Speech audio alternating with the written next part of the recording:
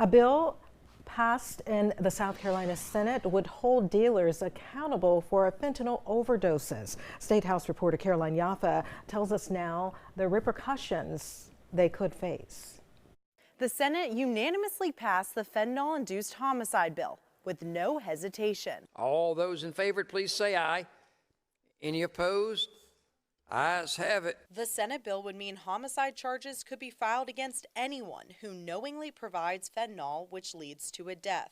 If convicted, the person could be sentenced to a maximum of 30 years in prison. We already have laws in place for trafficking, dealing, possession with intent to distribute, and all that. We just didn't have the piece in place to go after them if somebody died from the drugs that they sold them. So this would give them that extra tool.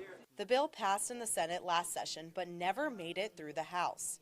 Senator Brian Adams believes the bill would give family members who have lost a loved one to fentanyl a sense of closure. I'm a retired law enforcement officer, and over my years, I worked narcotics undercover, and I've watched fentanyl coming into our state and how it has negatively impacted our communities in such a devastating way so rapidly. Representative Seth Rose is a member of the Criminal Law Subcommittee. He supports targeting dealers but believes there could be confusion with the wording of the bill. It causes the death. There's no questions.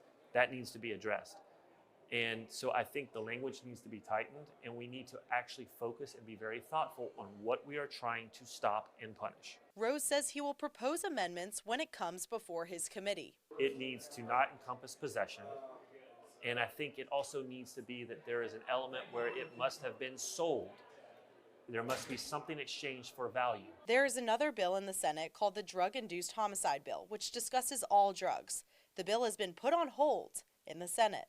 In Columbia, I'm Caroline Yaffa.